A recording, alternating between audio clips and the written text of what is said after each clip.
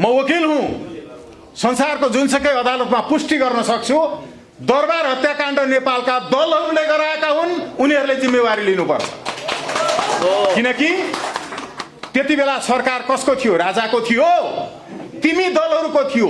त्यसैले हत्याकाण्ड तिमीहरूले गराएका हौ, दलहरूले यसको जिम्मेवारी लिनुपर्छ। प्रहरी कसको थियो? कसको थियो? सरकार। जिम्मेवारी कसको थियो? सडकमा बेवारिसे भेटिएको एउटा लासको पनि जिम्मेवारी सरकारको हुन्छ। त्यसैले दरबार हत्याकाण्डको सम्पूर्ण जिम्मेवारी तत्कालीन सरकार र त्यति बेलासम्मका दलहरूले लिनुपर्छ। उनीहरूले त्यो हत्याकाण्ड गराएका हुन्। किनकि केपी ओलीज्यू, तपाईले राति 12 बजे इन्डियन खुफिया संयन्त्रको प्रमुखसँग एक्लै भेट्नु भएको हो। तपाई त्यहाँको कर्मचारी हो, तपाई त्यहाँको तलब बुझ्नुहुन्छ।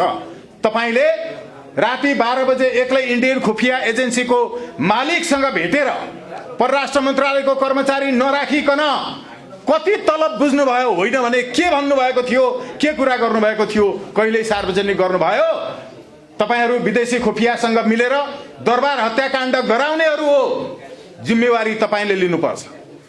तपाईको त प्रमाण छ 17,000 मध्ये 5,000 मारेको आफै जिम्मेवारी लिएको पनि। तपाईले बुवा आमाको क्रिया बसिरहेका मान्छेहरूलाई मासु कोच्याउनु भएको छ। तपाईले मेरो साथी पत्रकार, म समाचार पत्रमा काम गर्दै गर्दा कार्यस्थलबाट थुतेर लगेर हत्या गर्नुभएको छ। तपाईले धर्मप्रसाद ढकालहरूको हत्या गर्नुभएको छ।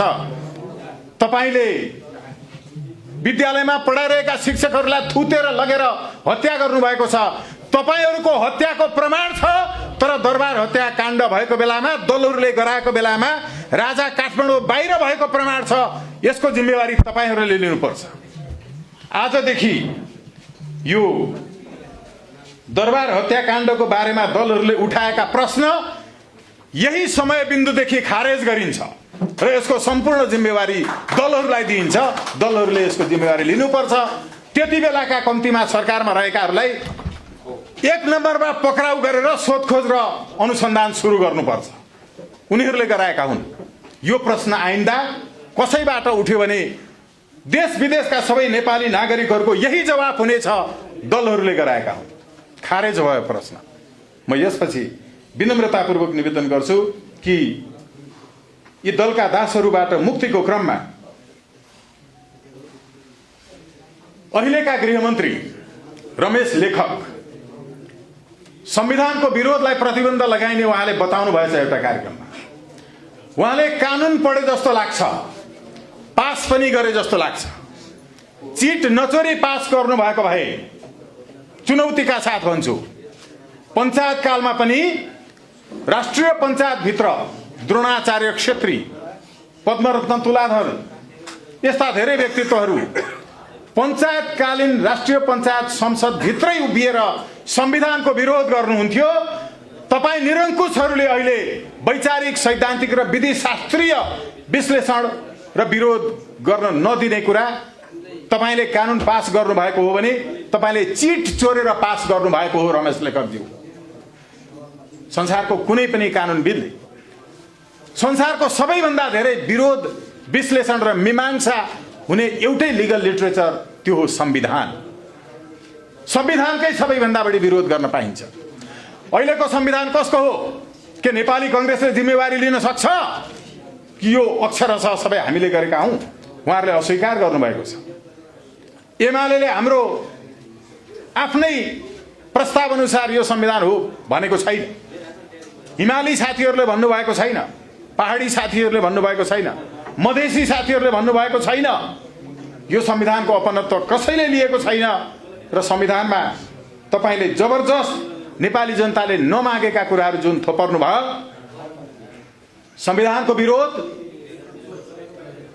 सबैभन्दा बढी गर्न पाउने लिगल लिटरेचर हो।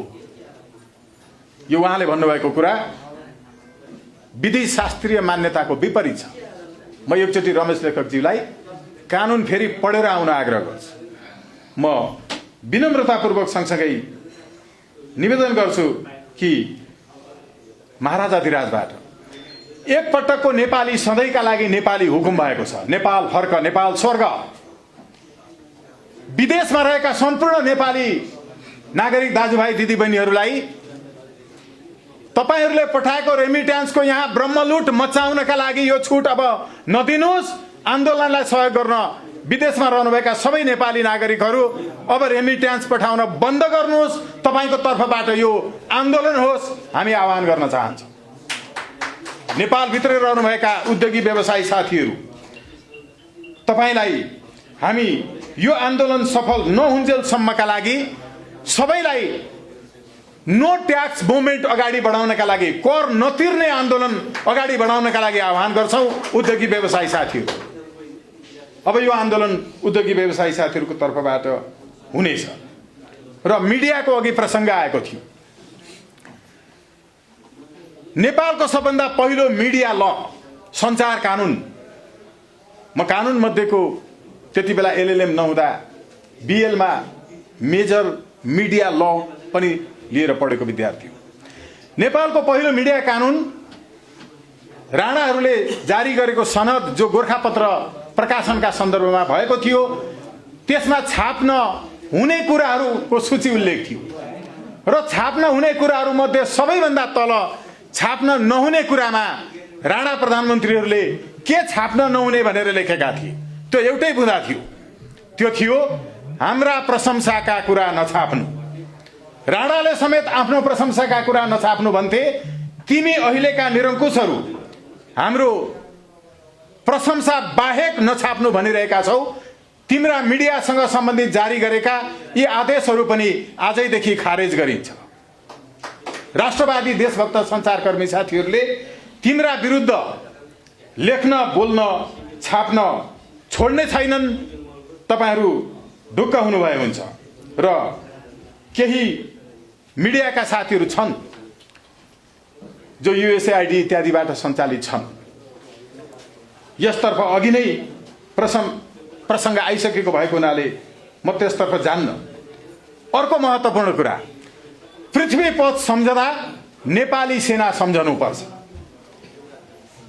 वर्तमान संविधानको धारा 267 बमोजिम नेपाली सेनाले तत्कालै राष्ट्रपति र प्रधानमन्त्रीलाई अपदस्थ गर्नुपर्छ। यो अधिकार छ नेपाली सेनालाई। 267 ले भनेको हाम्रो सार्वभौम सत्ता, अखण्डता, राष्ट्रिय स्वाधीनताको रक्षा गर्न नेपाली सेनाको स्थापना भएको हो। सरकारले कहिलेकाहीँ सेनाका सम्बन्धमा निर्णय लिन सक्छ सुरक्षा परिषदको सर्वसम्मत निर्णय अनुसार। तर नेपाली सेनाले सरकारको निर्णय त्यति बेला मात्रै मान्ने हो जबसम्म सरकार स्वाधीनताको रक्षा गरिरहेको हुन्छ। सरकारले स्वाधीनताको रक्षा नगरेको अवस्थामा एमसीसीमा नेपालको स्वाधीनता बेचेको छ, जसले इन्डियन सरकारको सम्मतिमा मात्रै नेपाल सरकारले आफ्नो विस्तृत परियोजना रिपोर्ट बुझाउनुपर्छ भनेको कुरालाई स्वीकार गर्यो, इनइक्वल फुटिङमा एमसीसी गर्यो। उसले चाहँदा जुनसुकै बेला पनि स्थगित गर्न सक्ने, हाम्रो कारणले कथा कुनै हिसाबले व्यवधान खडा भयो भने कर बुझाउनु पर्ने, ब्याज बुझाउनु पर्ने, यो इनइक्वल फुटिङमा भएको सन्धि, यो सम्झौता स्वयंमा स्वाधीनताको अन्त्य थियो। यो स्वाधीनताको अन्त्य भएको कारणले नेपाली सेनाले स्वाधीनताको रक्षा गर्न तत्काल राजाको कदमलाई समर्थन, सहयोग र साथ दिनुपर्छ। यो संविधानले भनेको, मैले भनेको होइन। कानुन व्याख्या समितिले 2010 ले गरेको संविधानको व्याख्याको मर्म यही हो। म अदालतमा बहस गर्न तयार छु। यो विधिशास्त्रीय प्रश्न हो, यो कानुनी प्रश्न हो। यो वैचारिक मात्र होइन, सैद्धान्तिक र राजनीतिक मात्र होइन। अब म अन्त्यमा अघि भन्दै हुनुहुन्थ्यो कि अब सबैतिर आन्दोलन छ, ओलीले पनि आन्दोलन गर्ने रे। ओलीको आन्दोलनको पहिलो नारा के हुनेछ? विदेशी दास बन्न पाउनै पर्छ। ओलीको नारा यही हो। देश लुटेर खान पाउनै पर्छ। ओलीको आन्दोलन यही हो। सरकारले गर्न खोजेको आन्दोलनको मूल नारा यही हो कि नेपालका युवा बेच्न पाउनै पर्छ। राति 12 बजे पनि विदेशी खुफिया एजेन्सीलाई भेटेर तलब बुझ्न पाउनै पर्छ। ओलीले नारा लाउने यही हो अबको आन्दोलन।